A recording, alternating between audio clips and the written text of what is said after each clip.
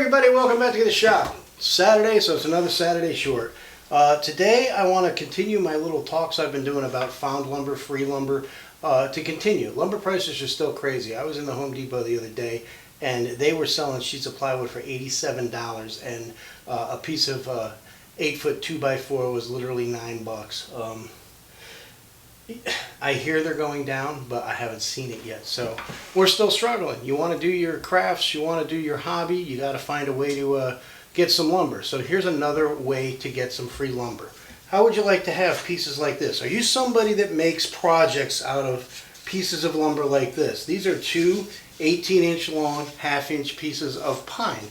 They're perfectly flat. I've milled them up. They're in great shape. Here's a 3/4 inch piece of pine that's about 20 inches long. And a little over 3/8 inch piece here. The special thing about these guys is I got these out of cut off pieces of scrap 2x4s. Something like this. You know, I get these all the time laying in job sites, side of the road, trash cans.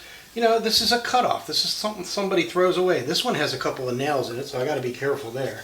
But, you know, these can make nice lumber for projects like the boxes I did out of the pallets the last time.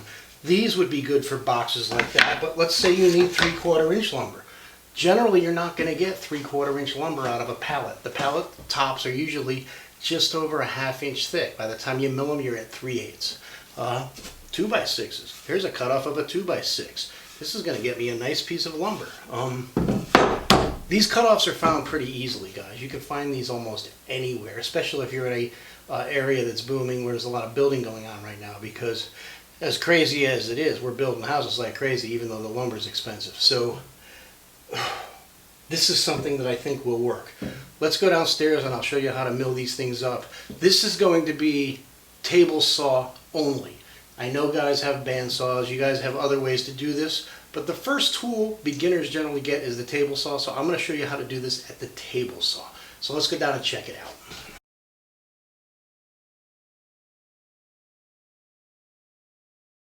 Hi guys, so I'm going to do voiceovers for the downstairs piece today. I know I said table saw only for this. I meant the resawing piece. That's how we're going to get the lumber down to dimensional sizes. The first step is always to go to the joiner and flatten a face, which I just did. That face then goes up against the fence of the joiner, which gets us a flat edge. The joiner always will get a flat face and a flat edge, which I just completed there. From the joiner we go to the planer, and the planer will take and flatten the board on the opposite side, making the two sides parallel. So if your board wasn't flattened on the joiner first, you're not going to have a flat board coming out of the planer. But since we did joint it, we now have a flat face on both sides. Alright, the final step here is to then take the jointed edge, put it against the fence, and rip the other edge down so that we have true edges on both sides, making sure to remove the rounded piece that 2x4s have.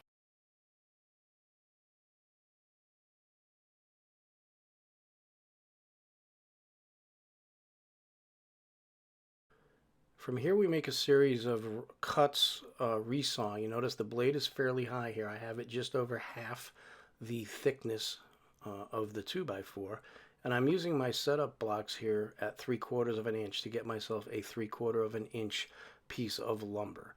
And you just put it up to the fence and very carefully run it through. This is a cut that's not going all the way through the board. It looks here like my fingers are possibly in way, but I know exactly how much room there is on that 2x4, and my thumb literally is 1/8 of an inch to the top of that board, and that's it.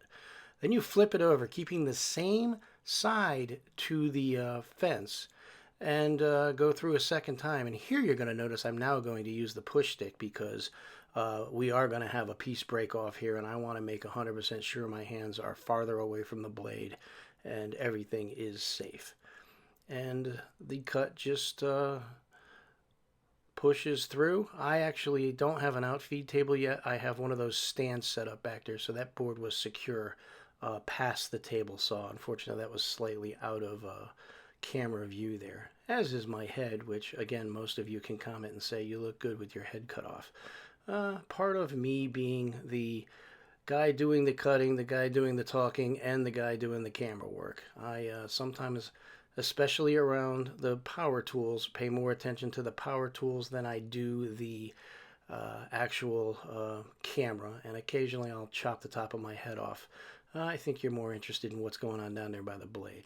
I'm moving the fence now. Now, you know, with the kerf cuts, the joiner, the planer, we lose a good amount of material to cutting. So I can't get, obviously, 2 3/4 pieces out of a piece of 2x4 because they're only 1.5 inches when you start. So you're not going to get 2 3/4. So I just put another spacer in there that was the 1/2 inch spacer. And that is not quite going to give me a 1/2 inch here. I have basically something about a 32nd under a 1/2 inch is what I'm coming up with here. If I really needed a 3/4 and a 1/2 inch board out of this, I could have done slightly less joining, slightly less planing, and been a little bit more accurate. I could have gone to a 3/32 blade instead of an 1/8 inch blade and gotten the 3/4 and the 1/2 inch board. But this board here is fine for me for some craft, whatever I'm going to do. It's a fine piece of, you know, lumber. And that's what I love about doing this 2x4 resawing. Again, like I said, this is the table saw version. You can do this on a bandsaw and the kerf is even smaller, and you could definitely get a 3/4 and a 1/2 inch with your jointing and your planing. Alright guys, so that's how you do it down on a table saw. Now I'm going to be honest, that is not an extremely beginner's cut on the table saw. There's a little bit of common sense involved there. Slow and steady is your friend. You don't want to push it, you don't want to rush it. Push blocks are your friend here. You definitely want to keep your fingers away from the area of the blade. It is a useful method of doing it, but I'm going to say right now, if you're not comfortable with that kind of cut, don't do it, guys. If you have a bandsaw, use the bandsaw. That's a much safer way to do resawing, but I do know not everybody does, and my bandsaw is not set up with the right blade right now. Sometimes it's a pain to change the blade, and if you just want to rip or resaw a board really quick, this does work. Now, after I did that, I went down and here's the first 2 1/2 inches. Here's the one that I did 3/4 and 1/2 inch. I did that other 2x4 with a nail. I just cut that piece of nail off. I didn't mess with that. 2 more 1/2 inch, and I did the piece of 2x6 at 1/2 inch as well. It was set up for 1/2 inch, so I kept going 1/2 inch. This is some nice lumber. I mean, I could make a couple of boxes out of this. You know, all kinds of craft type projects can be made out of this kind of lumber. If you're a craft fair guy and you're just starting out and lumber prices are expensive right now, find yourself some 2x4 scraps and make a few boxes, make a few you know, picture frames, whatever. There's a ton of projects you can make out of these small little offcut pieces. So I hope you like this, guys. If you did, please hit the like button. And as always, if you haven't subscribed yet, please subscribe. Thanks a lot. Have a good day.